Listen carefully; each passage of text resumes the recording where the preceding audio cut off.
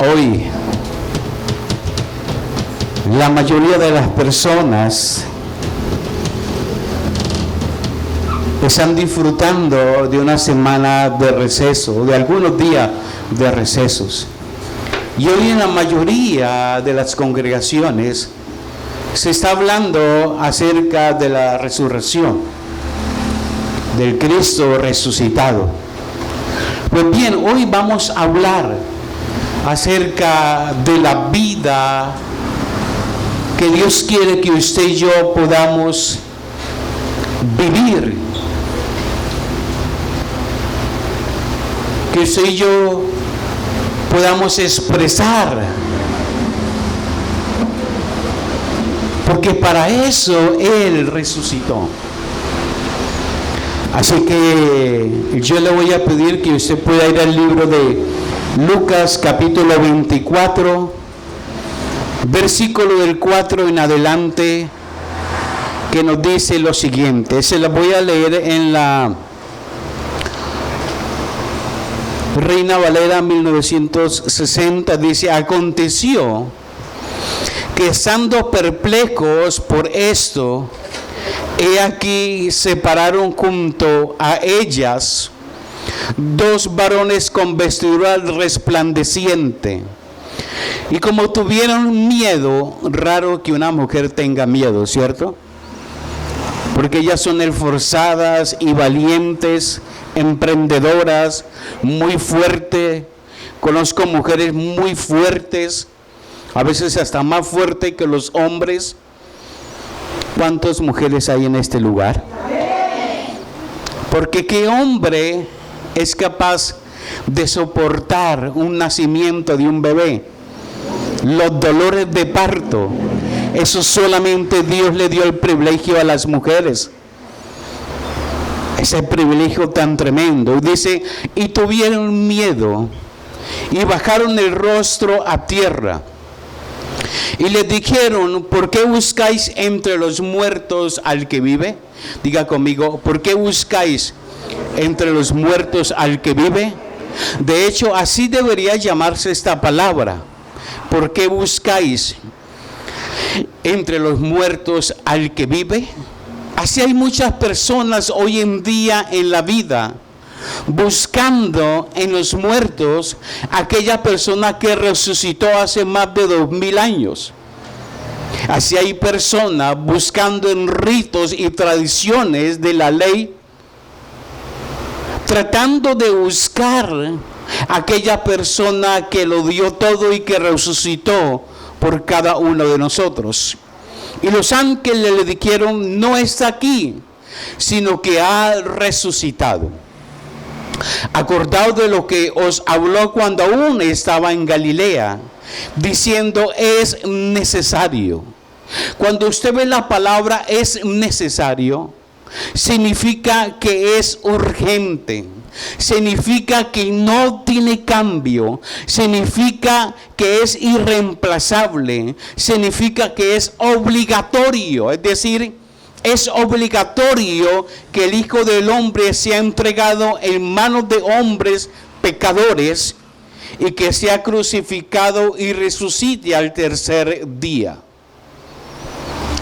Como decíamos al comienzo, hoy tradicionalmente en algunos lugares se celebra la resurrección de Cristo, el evento que separa al cristianismo de las demás religiones. Mahoma está muerto, como hablamos esta mañana en el devocional. Buda está muerto, pero Cristo vive hoy en nuestros corazones. Y eso es un motivo de celebración, no solo el domingo, no solamente hoy, sino que debería celebrarse diariamente, 365 días del año, celebrar que Cristo está vivo en cada uno de nosotros. Es decir, tenemos que pasar de celebrar externamente una fecha en el calendario y comenzar a disfrutar la vida que se originó en la resurrección de Cristo. Entonces la pregunta en esta mañana es: ¿usted está disfrutando de la vida que Cristo te ha dado? ¿Usted está disfrutando de ese servicio? ¿O usted viene por obligación a este lugar? ¿O usted dice: voy a disfrutar la palabra de Dios en esta mañana? Porque de eso se trata, de que podamos disfrutar la palabra, de que podamos disfrutar la alabanza, que podamos manifestar a ese Cristo vivo en cada uno de nosotros. Cuando el médico Lucas narró estos acontecimientos, que las mujeres fueron al sepulcro y allí dos varones con vestidura resplandeciente se pararon al lado de ellas y le hacen una pregunta: ¿por qué buscan entre los muertos al que vive? A esas mujeres se les había olvidado que Jesús había dicho: es necesario que el Hijo del Hombre sea entregado. Los que entregaron a Jesús fueron los fariseos, los saduceos, Herodes, Caifás. Los que crucificaron a Jesús fue el Imperio Romano, por orden de Pilato. Pero el que resucitó al tercer día, eso solamente fue obra de parte del Padre Celestial a través de su Espíritu Santo. Ahí no intervino obra humana ni fuerza humana. Solamente Dios podía resucitar a Jesús de entre los muertos. Gálatas capítulo 4, versículo del 4 en adelante nos dice algo interesante. Dice: sin embargo, cuando se cumplió el tiempo establecido, Dios envió a su Hijo, nacido de una mujer, sujeto a la ley. Jesús se sujetó a la ley, cumplió cabalmente la ley, y Dios le envió. ¿Saben por qué Dios envió a Jesús? Para comprar la libertad que usted hoy y yo tenemos. Esa libertad fue comprada a precio de sangre. Porque esa libertad Él la compró para usted y para mí. No la dio. Porque recuerde que éramos esclavos del pecado. Éramos esclavos de la naturaleza pecaminosa, pero Él nos rescató a fin de poder adoptarnos como sus propios hijos. Es decir, usted y yo somos hoy hijos de Dios porque Él nos adoptó. Porque Él nos compró a precio de sangre. Porque Dios dio lo mejor de sí por usted y por mí. Dile a la persona que tiene a su lado: usted es adoptada. Algunos lo dicen con un doble sentido, ¿cierto? Como hoy en día, cuando un niño quiere ofender a otro niño, o una niña quiere ofender a otra niña y le dice: usted es adoptada. Y ella le dice: no, usted es adoptado. Y se ponen a pelear. No, el adoptado es usted, no es usted, porque usted no se parece ni a mi papá ni a mi mamá. Entonces usted es adoptado. Y así comienzan las discusiones en ellos. Pues bien, usted es adoptado, mi hermano. La palabra dice que Él nos adoptó y nos hizo sus hijos. Es decir, que somos hijos de Dios, que somos herederos de las bendiciones que Dios nos ha dado, y somos coherederos con aquella persona que murió en una cruz, que nos rescató, que nos redimió y nos presenta ante el Padre como justos, santos y puros. Es decir, Jesucristo. Y dice la palabra que cuando vino el cumplimiento, el tiempo establecido por Dios, para libertar y proveer la adopción a sus hijos, porque es que Dios no opera con nuestro tiempo. Dios no opera con el tiempo cronos de nosotros, sino con el tiempo kairos de Él. El tiempo kairos es el tiempo de la visitación de Dios para nosotros. El tiempo kairos es lo que Él estableció en la eternidad para que se cumpla aquí en la tierra en un tiempo cronos. En otras palabras, lo que Dios planifica y establece, lo hace en su eternidad. Antes que usted naciera aquí en la tierra, Dios ya lo había planeado, lo había planificado a usted. Él ya había diseñado su vida, su forma, su cuerpo, el color de su cabello, el color de sus ojos, cómo sería usted. Dios planeó su día, nuestros días.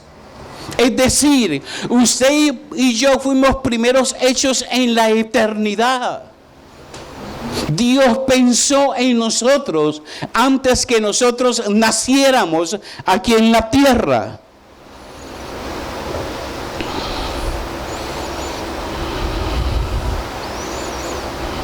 Por eso, dentro de su propósito eterno, Él muestra su amor eterno para con cada uno de nosotros, y podemos tener certeza de que nuestros ojos verán todas aquellas cosas que Él planificó desde la eternidad. Dios planificó nuestros días. Él sabe quiénes serán hijos y quiénes no serán hijos. Él sabe quiénes le van a recibir y quiénes no le van a recibir. Él sabe qué va a ser nuestra vida y qué no va a ser. Efesios capítulo 2, versículo 10 nos dice una gran verdad. Para que aquellos que piensan que Dios no existe, para aquellos que piensan que no es hechura de Dios, dice, porque somos hechura suya, creados en Cristo Jesús para buenas obras, las cuales Dios preparó de antemano para que anduviesen en ellas. Dios nos creó, mi hermano. Somos hechura de Dios.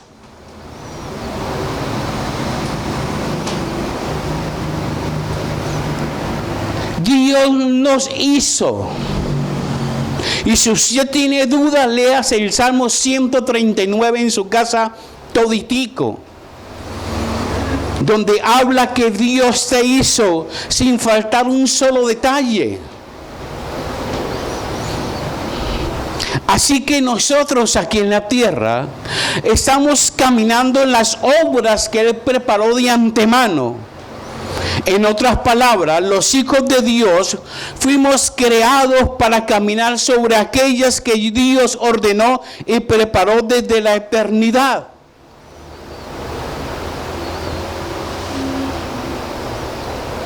Resumo, tus días fueron pensados, diseñados por Dios en la eternidad.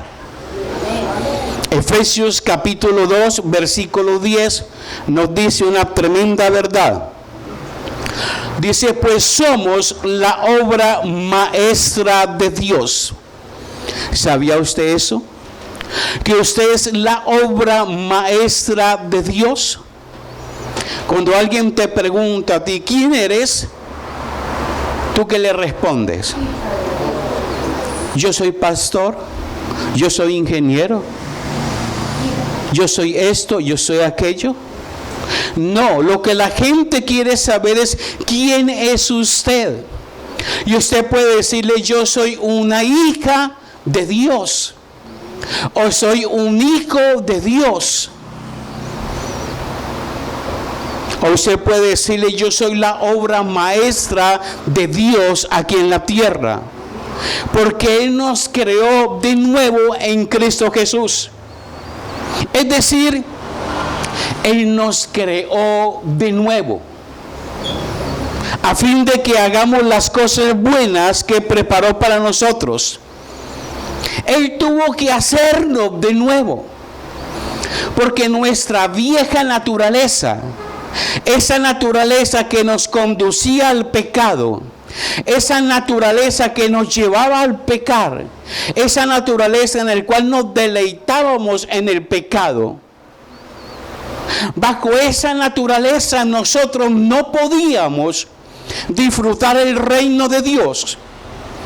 ¿O usted disfrutaba el reino de Dios cuando estaba en pecado, en delitos, desagradando a Dios?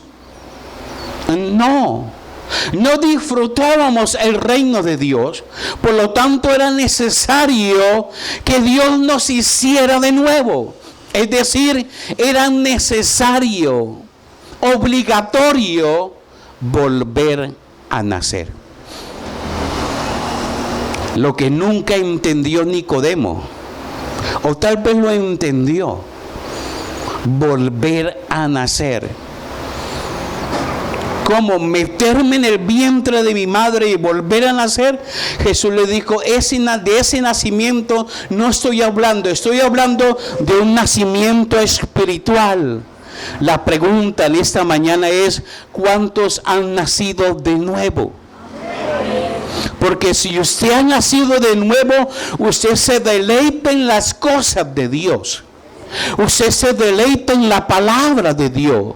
Usted se deleita en la santidad, en la pureza, en todo lo bueno, todo lo honesto y todo lo puro. Usted se deleita en eso. Se deleita en la revelación que el Padre da a sus hijos a través de la palabra de Dios.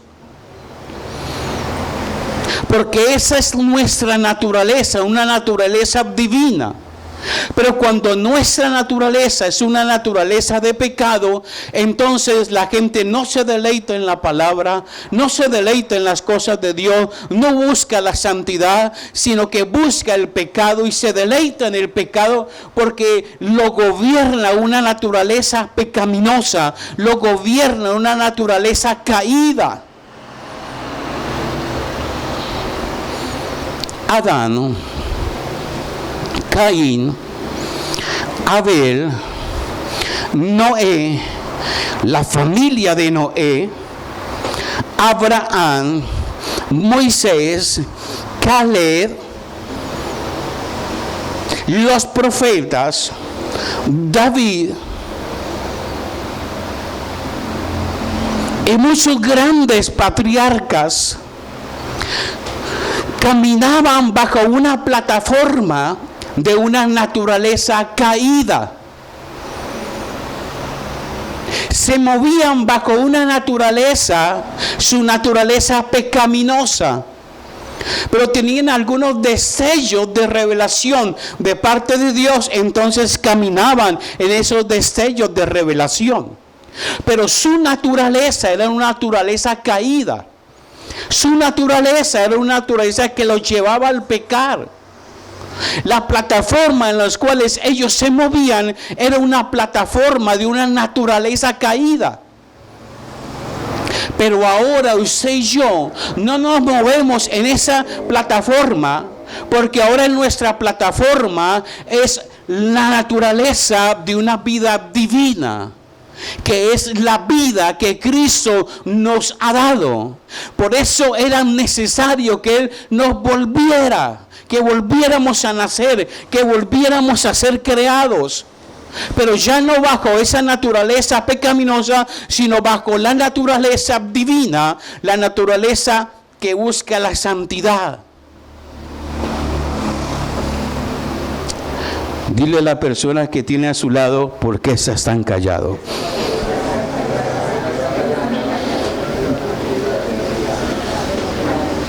Bendito sea el Señor, que Él nos creó de nuevo en Cristo Jesús, a fin de que hagamos las cosas buenas que preparó de antemano.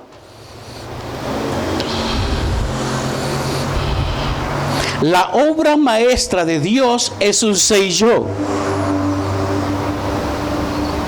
La obra maestra de Dios también fue usar a Cristo como modelo sobre el cual Él iba a crear una nueva especie que iba a ser capaz de representar a Dios aquí en la tierra. Esa nueva especie son cada uno de nosotros, porque somos los representantes de Dios aquí en la tierra. Dile a la persona que tiene a su lado: tú eres el representante de Dios aquí en la tierra. Créalo y viva como eso, como una persona que es representante de Dios aquí en la tierra. Así que para Dios hacer eso, tenía que estar sobre una base de vida y no una base de muerte. Por eso Cristo resucitó, porque al hacerlo Él derrotó la muerte y preparó el camino para esa nueva creación. Porque nosotros necesitamos vivir de acuerdo al diseño que Dios preparó en la eternidad. Era necesario que Él muriera y resucitara. Era necesario que Él fuera a la cruz. Era necesario que Él fuera colgado en un madero. Era necesario que se cumpliera todo lo que sucedió en esa escena de la crucifixión. Para que se cumplieran las escrituras, era necesario que Él muriera en la cruz y que al tercer día resucitara.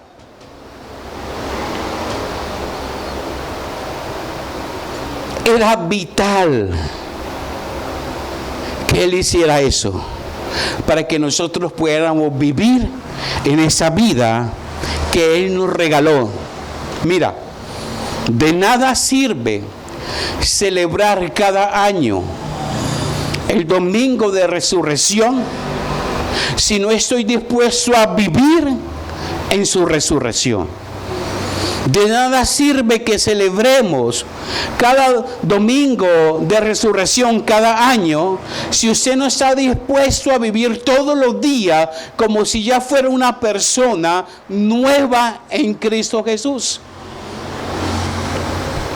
Efesios capítulo 2, versículo 4 nos dice lo siguiente: pero Dios, que es rico en misericordia. Diga conmigo: pero Dios, que es rico en misericordia. Y esta palabra misericordia, algunos lo toman, hay varias definiciones de misericordia. Algunos dicen que Dios se hizo miseria para salvar al pecado. Otros dicen que misericordia es la máxima expresión del amor de Dios por su creación. Pero yo encontré una definición bien especial. Misericordia es la capacidad de sentir la desdicha de los demás y ofrecerles ayuda. Y la escritura dice: pero Dios, que es rico en misericordia, por su gran amor con que nos amó, aun estando nosotros muertos en pecado, nos dio vida juntamente con Cristo. ¿Qué nos dio Él? Nos dio vida. Y eso hay que tenerlo muy claro. Dios nos dio vida. Diga conmigo: vida. No muerte, vida. Entonces disfrutemos esa vida que Él nos ha dado. Porque a veces vemos a personas en esa tierra sin disfrutar la vida que Dios nos ha dado, sino que vemos a las personas acongojadas, tristes, sin querer vivir, enojadas. Mire la cara que tiene su hermano y dile: ¿Estás viviendo la vida que Dios te ha regalado?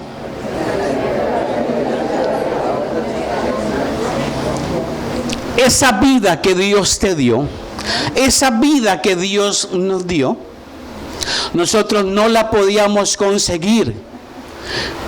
No la podíamos comprar ni con todo el dinero del mundo. No la podíamos adquirir por voluntad propia. No la podíamos adquirir. Él nos la dio, Él nos la regaló. Y sabe que cuando Él nos regala esa vida es por gracia. ¿Sabe lo que significa gracia? Gracia significa regalo inmerecido. La salvación es gracia, regalo merecido. No lo merecíamos, porque nuestros pecados, nuestros delitos,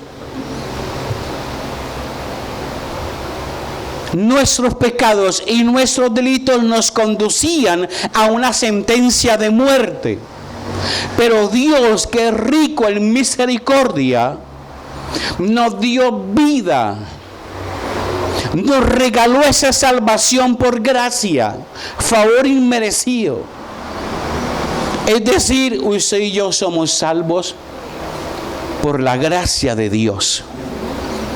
Y juntamente con Él nos resucitó, también nos hizo sentar en lugares celestiales con Cristo Jesús. Y esto que nos hizo sentar en lugares celestiales no es un lugar físico, sino que es un lugar espiritual donde se dispensa el poder y la autoridad de Dios sobre nuestra vida. Pablo está informando que nosotros estábamos muertos en pecado y que en esa condición Dios nos dio vida juntamente con Cristo. Y la vida que recibimos, la recibimos juntamente con Él, que nos resucitó y nos hizo sentar en lugares celestiales. Es decir, estos beneficios de esta vida resucitada y estando juntamente con Él, Él nos la otorgó a cada uno de nosotros. Mira, la frase juntamente con Él es una palabra que significa sinergeiro. Sinergeiro, diga conmigo sinergeiro. Pertenece a la familia de sinergia, diga conmigo sinergia. Y es una palabra compuesta por sin, que es junto, y egeiro, que es despertar. Entonces, en otras palabras, la resurrección nos hizo despertarnos junto a Él. Sinergeiro significa ponerse al lado del otro, pero una de sus definiciones más poderosas que encontramos es equipar a alguien para el ministerio. Y ministerio significa servicio. Es decir, que todos hemos sido llamados, equipados para ministrar, para servir en la obra de Dios. Lo que pasa es que a mucha gente todavía no se le ha revelado. A algunos ya se les reveló que Dios nos hizo sentar en lugares celestiales, nos dio nueva vida para que podamos servir. La gente piensa que solamente sirven los que están en el ministerio, y no es así. Es que todos nosotros como iglesia ya hemos sido equipados, empoderados, con poder y con autoridad para servir.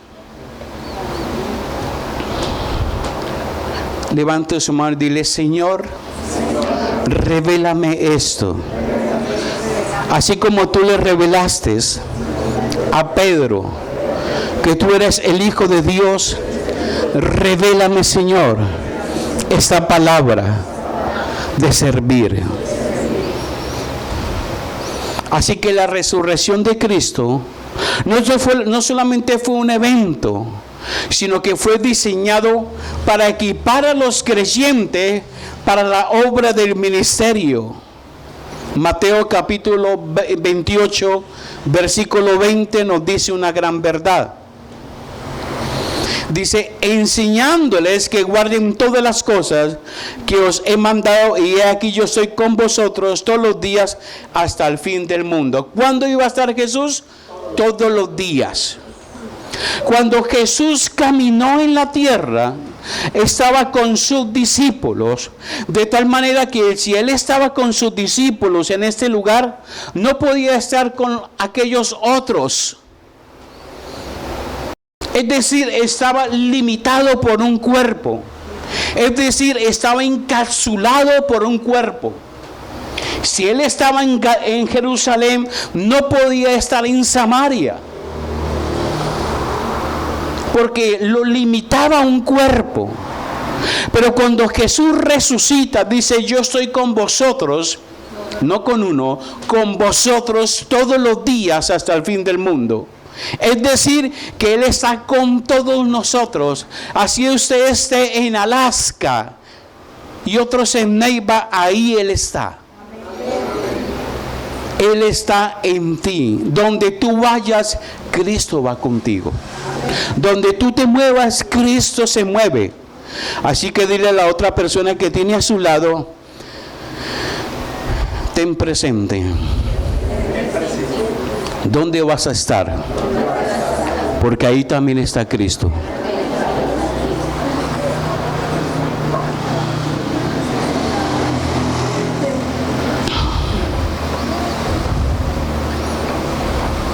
Efesios capítulo 1, versículo 19 nos dice algo importante. Dice, también pido en oración. ¿Qué dice la palabra? También pido en oración. ¿Cuántos estuvimos conectados el viernes pasado en Oremos Juntos? Muy poquitos. Diga, pastor, estaba de Semana Santa.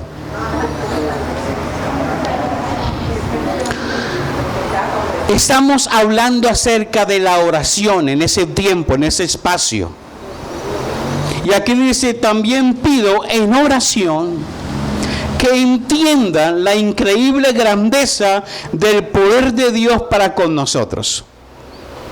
Se hace necesario que podamos entender que la oración que hacemos los hijos de Dios ahora en este nuevo pacto no es una oración de quejas.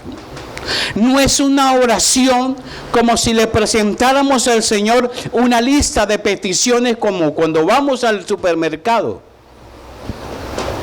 Se hace necesario entender que ahora la oración en el nuevo pacto es de acuerdo al propósito y la voluntad de Dios.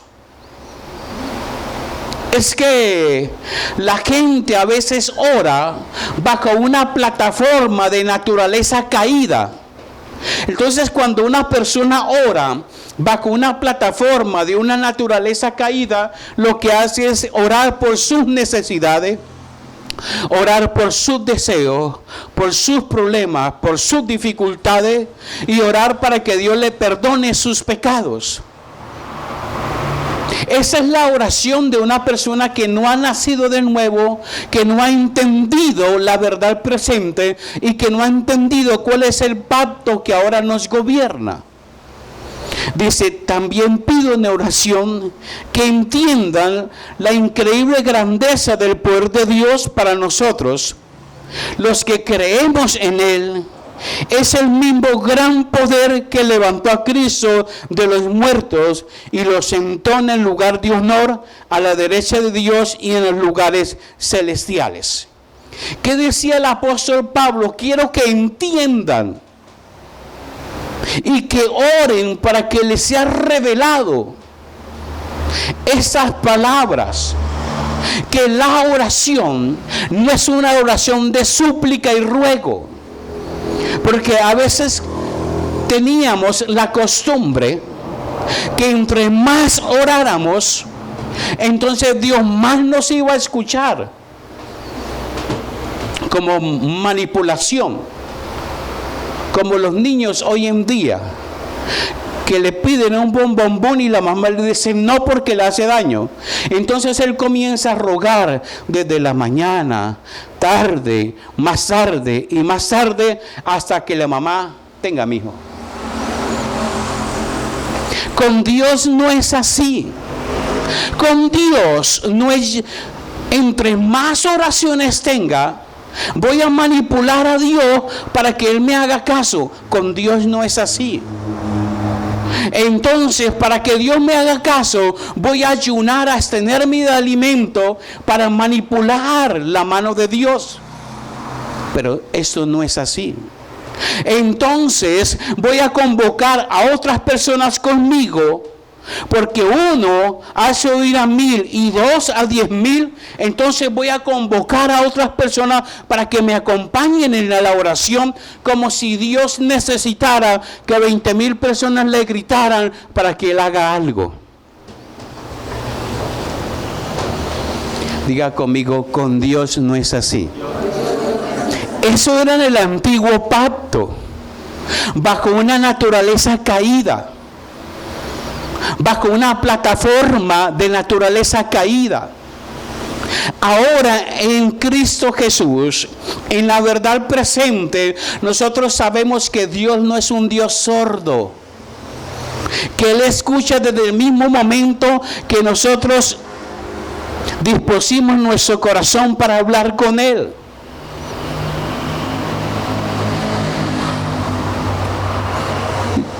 Es decir, Dios escucha cada súplica, cada petición, pero su respuesta es de acuerdo al propósito y la voluntad y lo que Él planificó en la eternidad para nuestros días. ¿Estamos? Yo sé que a algunos no les gusta esto. ¿Cómo así? Y entonces, ¿ya no puedo manipular a Dios con mi oración para que Dios actúe a mi favor?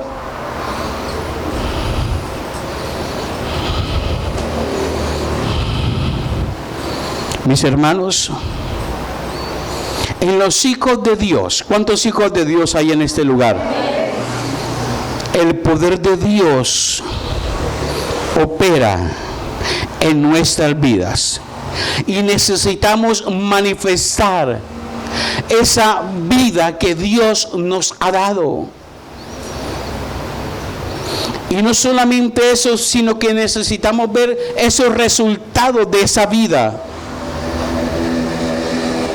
Necesitamos que esa vida se revele. Necesitamos deleitarnos en esa vida y necesitamos producir esos resultados de estar deleitándonos en esa vida. La palabra de Colosenses capítulo 3 versículo 1 al 4 nos dice lo siguiente: si pues habéis resucitado con Cristo, buscad las cosas de arriba, donde está Cristo sentado a la diestra de Dios Padre.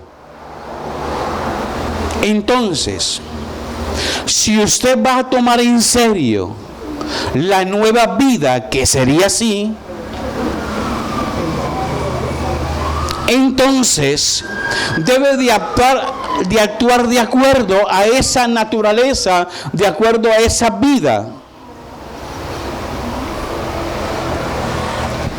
Pero si usted es un hijo de Dios, pero no manifiesta esa naturaleza, no manifiesta esa vida, entonces quiere decir que algo está fallando y Dios no falla. Entonces el que falla es el ser humano.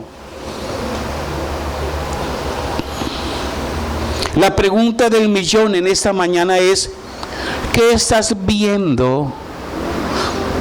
¿Cómo estás viendo la vida? ¿Desde la perspectiva de Dios o desde su perspectiva?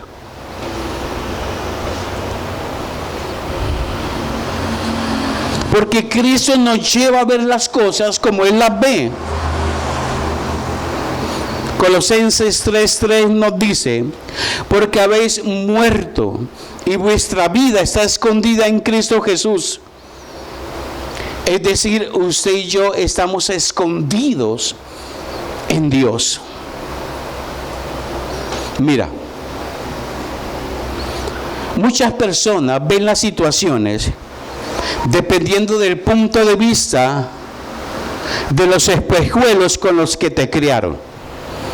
Dicho de otra manera, pregunta para que le contesten rápidamente: ¿de qué color es el agua del mar? Azul, ¿cierto? Azul, ¿cierto? Eso nos enseñaron desde pequeño. Así que cuando tus hijos le digan: papá, mamá, ¿de qué color es el agua del mar? ¿O de qué color es el mar? Tú le vas a decir: azul. Pero ¿será eso verdad? Por lo tanto, tu forma va a definir la información con la que juzgues o entiendas las cosas. Si en tu vida te enseñaron que el agua del mar es azul porque refleja el color del cielo, cuando tus hijos se pregunten, le vas a dar la misma respuesta. Pero no es cierto, porque lo que ocurre es que las moléculas del agua absorben primero la luz roja, luego la ultravioleta y después los colores amarillos, verdes y violeta. Según los expertos de la NASA, la luz con menor absorción, es decir, la luz, entre menos, el agua entre menos luz le dé, no va a reflejar un color azul, que son las profundidades del mar. Pero también vemos el mar verde, rojo, violeta, dependiendo de qué hay en su fondo. Entonces el agua del mar es igualita a esta. No tiene color. Pero si yo la pongo en un fondo azul y la miro, azul. Pero si la pongo en un fondo rojo, es roja.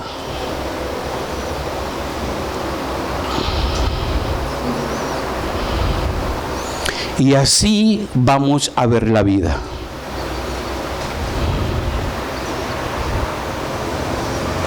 Por eso, si tú vienes de un trasfondo católico, cuando vienes a este lugar, vienes con tus lentes así, viendo las cosas como en el catolicismo. Entonces vas a querer: ¿a qué hora reparten la hostia? ¿A qué hora? Pero la cambian. ¿A qué hora reparte la cena? ¿A qué horas ayunamos? ¿A qué hora vigilamos? ¿A qué hora hacemos penitencia? Es que Dios me escucha solamente si me arrodillo.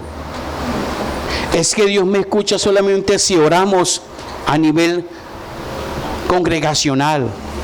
O es que Dios me escucha si subo a Monserrate de rodilla. Porque vemos con los lentes que nos transmitieron nuestros padres. De igual manera, si tu punto de vista es pentecostal, entonces vas a verlo igualito. ¿Por qué las mujeres se colocan pantalón y no vestido largo? Porque así te enseñaron. Y si eres metodista, luterano, ateo, igual vas a ver la vida con esos lentes, con esos cristales. Pero el que ha sido impactado por la vida de Cristo no ve de acuerdo a lo que le enseñaron, sino de acuerdo a la verdad que les gobierna, de acuerdo a la verdad que ahora nos está gobernando, que es Cristo Jesús, de acuerdo a esa verdad presente. Mira,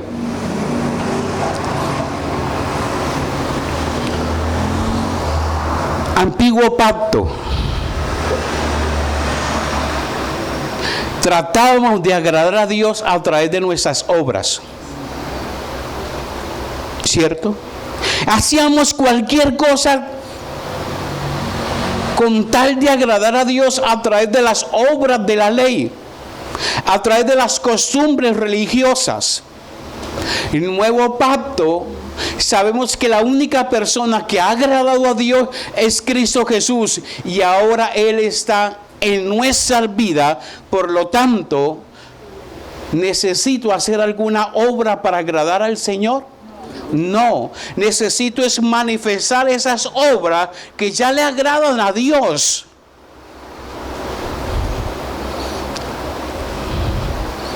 Pablo dice en Gálatas capítulo 2, versículo 20.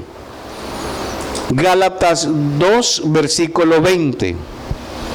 Dice: mi antiguo yo ha sido crucificado con Cristo. Mi antiguo yo, dice el apóstol Pablo, ha sido crucificado con Cristo. Ahora la pregunta del millón, diga conmigo, este pastor sí hace pregunta.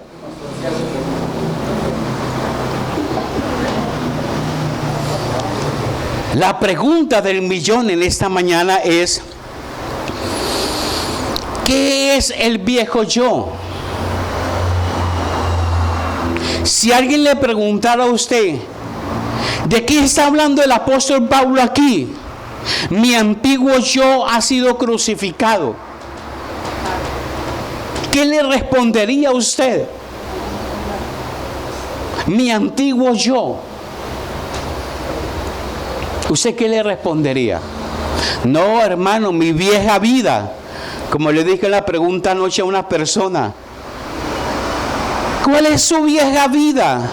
¿Qué es lo que Cristo crucificó? Dice, pues mi vieja naturaleza, el pecado, la borrachera, esto y aquello. ¿Usted también piensa lo mismo? Pregunta, ¿usted también piensa lo mismo? Veamos lo que dice el apóstol Pablo. El problema hoy en día es que no queremos que nuestro antiguo yo sea crucificado aún, cuando la realidad es que ese antiguo yo ya fue crucificado cuando Cristo fue crucificado. El problema era que no se nos había revelado esa palabra, no se nos había revelado. La conocíamos, la leíamos, la explicábamos, pero no se nos había revelado. El problema es que no teníamos esa información para poder cambiar la manera de ver las cosas. Por lo tanto, el viejo yo son aquellas cosas que Pablo hacía para tratar de agradar a Dios. ¿Y cuáles eran las cosas que Pablo hacía para tratar de agradar a Dios? Los ritos de la ley. Muchos piensan que el viejo yo es el hombre que fumaba, que bebía, que fornicaba, que adulteraba. Pero el viejo yo son aquellas exigencias de la ley para tratar de agradar a Dios. Por eso Pablo decía, mi viejo yo ha sido crucificado. Ya no vivo yo, sino que vive Cristo en mí.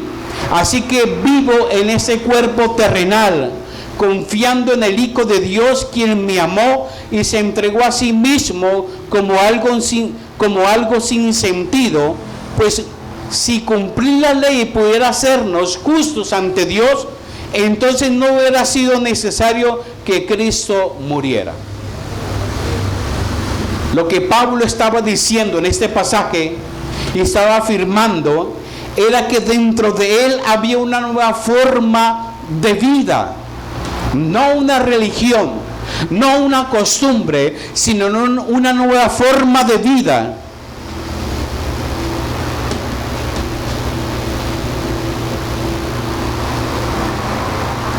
Pablo siguió caminando, siguió con su cuerpo terrenal, pero dentro de él algo había cambiado, algo había sido creado de nuevo. Esto nos da a entender algo muy importante, que hay cosas en nuestro interior que Cristo las cambia completamente, las hace de nuevo. Pero cosas en nuestro interior van a seguir igual hasta cuando entendamos realmente lo que Dios quiere revelar. Porque es imposible que usted trate de cambiar externamente e internamente. Su vida está hecho un caos, un 8. Por eso Dios quiere cambiar, es decir, transformar mejor al ser humano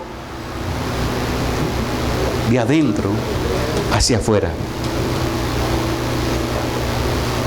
Usted puede hacer muchas cosas externas, pero si su interior no ha sido creado de nuevo en Cristo Jesús, esas cosas externas no van a prevalecer. Tarde o temprano se van a caer.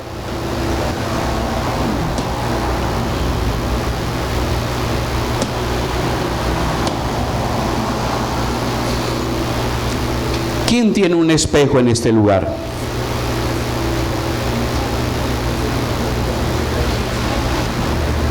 ¿Alguien me regala un espejo o me presta un espejo? Por acá. No, yo sé que las mujeres no tienen espejo, solamente los hombres.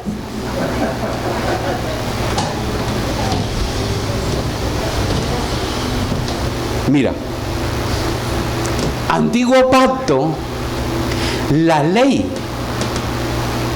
era un espejo. Antiguo pacto, en lo que se movió Abraham, Moisés, Josué, Caleb, David, Sansón y demás patriarcas, la ley era un espejo. Y cuando ellos se miraban el corazón de Dios. Miraban lo pecador que éramos, cómo fallábamos. Nos veíamos a nosotros mismos lo pecador que éramos. Nuevo pacto, la gracia es como un espejo, pero ahora el espejo es Cristo, de tal manera que cuando yo me miro en ese espejo, lo que miro es lo que Cristo hizo por mí. Cuánto me ama el Señor, que me limpió, me compró a precio de sangre, me ama, dio lo mejor de sí por mí.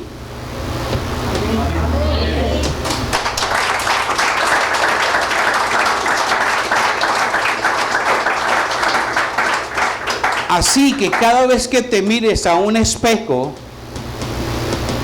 vas a ver la ley de tu pecado, o vas a ver la gracia de Cristo, que te amó, te ama, te dio una nueva oportunidad, te creó de nuevo para que puedas disfrutar la vida de Cristo hoy en día. Me quedo con el espejo. Porque en la gracia nuestro espejo es Cristo. Y cuando nos miramos, vemos cuánto Dios nos ha amado. Por eso, dentro de Cristo estaba el cumplimiento de toda la ley. Por eso somos transformados a la imagen de Cristo. Y mientras más voy a ser transformado a la imagen de Cristo, entonces más voy a pensar como Él. Más voy a anhelar las cosas de Él. Más voy a manifestar esa naturaleza de Cristo. Más voy a amar a mis enemigos. Y le voy a decir, Padre, perdónalo porque no saben lo que hacen. Pero la pregunta, diga conmigo, este pastor hace muchas preguntas. ¿Estás disfrutando esta vida que Dios te ha dado? ¿O sigues con los ritos de la ley, viviendo bajo una naturaleza caída, pecaminosa, pidiendo perdón por los pecados de hace 20, 30 años? Rogando que Dios te perdone por los pecados de hace 5 o 6 años. Diciendo, yo no lo merezco, no merezco el perdón. O no soy bendecido. O qué voy a hacer para que Dios me bendiga. Oraré más, ayunaré más, vigilaré más, convocaré un ayuno congregacional para que Dios me bendiga. Eso es orar bajo y vivir bajo una plataforma de naturaleza caída. Pero cuando entendemos lo que Cristo ha hecho, por qué ha resucitado Cristo, entonces comprendemos que Él quiere que yo exprese la vida que Dios me ha dado a través de su Hijo Jesucristo. Entonces ya comienzo a orar diciéndole, Padre, gracias por haberme creado, gracias por darme una nueva vida, Padre, y oro ante ti, Señor, para que tu reino día tras día, Dios, sea manifestado en aquellas personas que no te conocen. Y oro, Señor, no por mis necesidades, sino oro, Señor, para que tu palabra sea revelada a tus hijos, Señor. Oro, Señor, para que seas tú, Señor, revelando, Dios, Señor, el entendimiento de Cristo en cada persona. Oro no por mis necesidades, porque Dios las conoce muy bien, sino que oro para entender el propósito por el cual Él me tiene en la tierra. ¿Cuántos han tenido dificultades aquí en la tierra? ¿Y cuántos hemos orado para que Dios nos quite esas dificultades?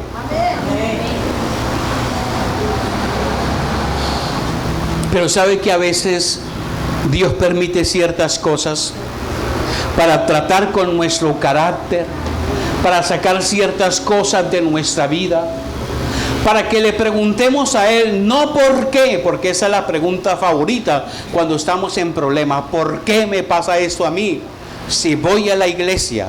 ¿Por qué me pasa esto a mí si yo oro? ¿Por qué me pasa esto a mí si yo leo la palabra? ¿Por qué me pasa esto a mí si yo hago eso y aquello? Cuando estamos haciendo eso, estamos con una mentalidad de naturaleza caída, una mentalidad de antiguo pacto. Pero como ahora estamos en Cristo Jesús, cuando tenemos problemas le decimos, Señor, gracias, porque yo sé que tú me creaste, Señor, en la eternidad y planeaste mis días, Señor. Y no es para qué, sino el por qué. No el por qué, sino para qué. ¿Para qué? ¿Para qué, Señor? ¿Qué me quieres enseñar con esto? ¿Qué estás tratando en mi vida? ¿Para qué, Señor? ¿Para afianzarme más?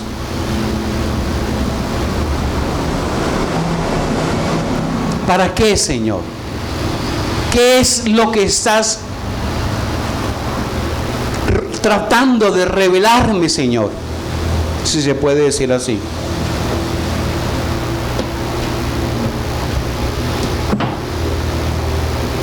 ¿Estamos? La idea es que nosotros tenemos que vivir de acuerdo a esa naturaleza divina que ahora Él nos ha dado. Esa naturaleza divina tiene que manifestarse en nuestras vidas. ¿Qué naturaleza estás manifestando hoy en día?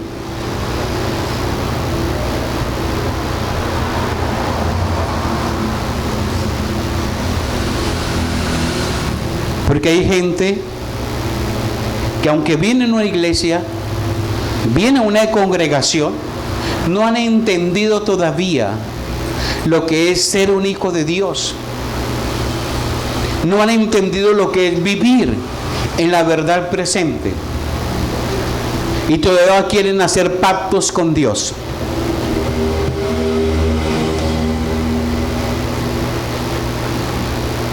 Voy a pactar con el Señor.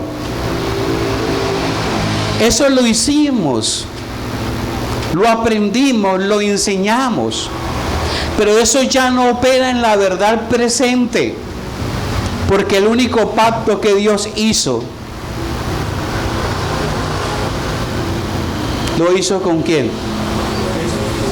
Con Cristo. Una sola vez y para siempre. Usted ya no necesita pactar con Dios. Usted lo que necesita es vivir la vida en Cristo. Tomar decisiones. Amar lo que Dios ama. Porque esta naturaleza divina nos lleva a amar lo que Dios ama. Nos lleva a anhelar y vivir en la santidad. Nos lleva a pensar en todo lo bueno, todo lo puro y todo lo honesto. Así que la reflexión en esta mañana es: vivamos de acuerdo a esa naturaleza que se nos ha dado por gracia. Manifestemos a ese Cristo que ahora opera en nuestras vidas y que la gente tanto necesita conocer. La creación entera está esperando la manifestación de los hijos de Dios.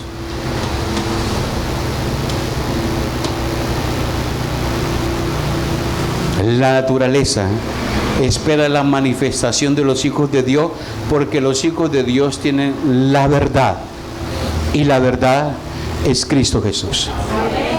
Le invito a que usted pueda ponerse en pie, es tan amable.